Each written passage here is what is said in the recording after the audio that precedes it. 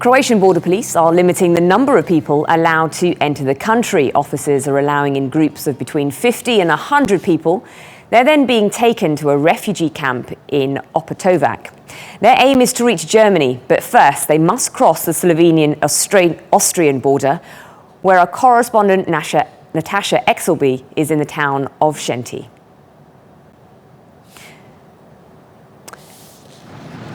Natasha, the refugees are trying to cross the border. What's the latest where you are?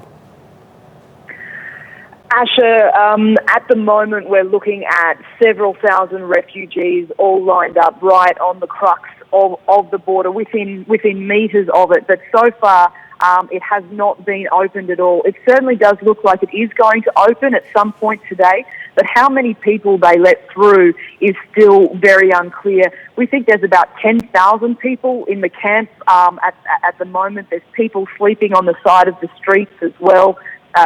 Shops have been closed because it is in a town area, and they're concerned about the sheer number of people and whether that will cause riots or chaos. But people are still waiting and shivering in the cold, and there's still no sign yet of any border opening. We've been seeing pictures of a heavy military presence. There was a blue tank in some of the images that we've been looking at. You've been speaking to refugees this morning. What are they saying about how they're coping with the situation and how they're made to feel given that military presence? Well, I mean, to be fair, with the military presence and the police, they have been working overtime themselves, and they're dealing with a huge volume of people. We're talking thousands upon thousands, so it's definitely a difficult task for them today. In fact, we actually saw a lovely scene where a little girl had dropped her teddy bear, and one of the police officers ran to give it to her over the fence. Talking to the people here today, of course they're frustrated. They have made it through the Balkans, but as you were saying earlier in your reports, it has been through very horrific conditions with the bitter cold and the rain, sleeping on the side of the road. So we're talking to people who have walked up to 17 kilometres on foot, some of them carrying children with them, some of them are on crutches or in wheelchairs. So they're incredibly tired, they're incredibly frustrated, and to be fair, I think they are probably being pretty patient given the circumstances. There was one lovely moment. A woman, her sister, has already made the journey to Germany, and she has made it there safely. She was able to get in contact with her via one of our producers' phones this morning, and just the look on her face when she was able to speak to her loved ones was pretty extraordinary. So hopefully there will be some reward at the end of this horrific journey these people have been on, Asha. Okay, Natasha Exelby, thank you. Well, Fred Abrahams is the advocacy advisor at the Norwegian Refugee Council, and he joins me from Berlin. Good to speak to you. The refugees continue to arrive in their thousands. We're hearing that 12,600 arrive in Slovenia in just 24 hours. There clearly isn't enough humanitarian support to deal with the numbers and these worsening weather conditions.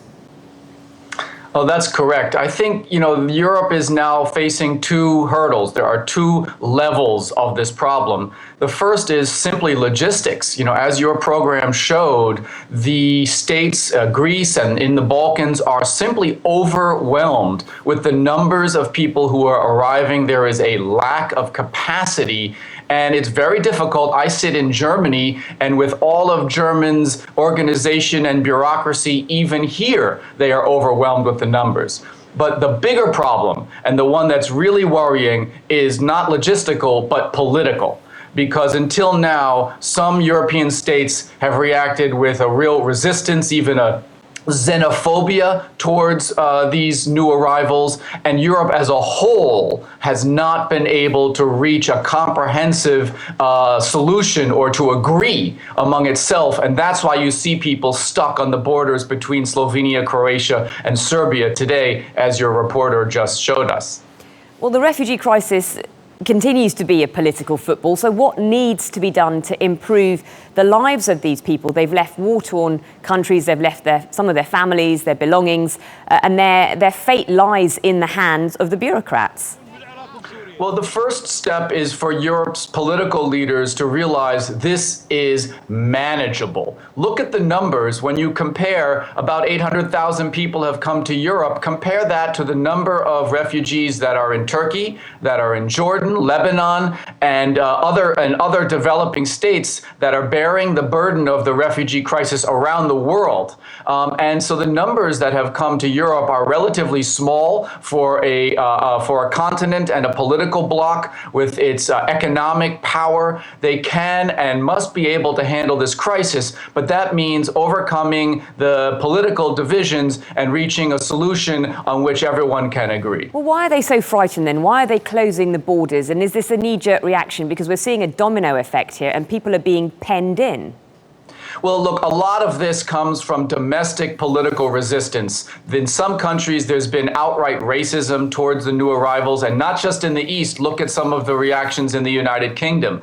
So there are politicians and parties that are playing to the most negative emotions among the people and fostering a sense of fear that they're being overwhelmed. And the numbers simply belie those claims. It's not true. This is a crisis. The numbers are high, but it is something very manageable. Turkey, Jordan, Lebanon have managed it to some extent, I mean, to a great extent, not without difficulties, and Europe can too. Okay, Fred Abrahams in Berlin, thank you. Thank you.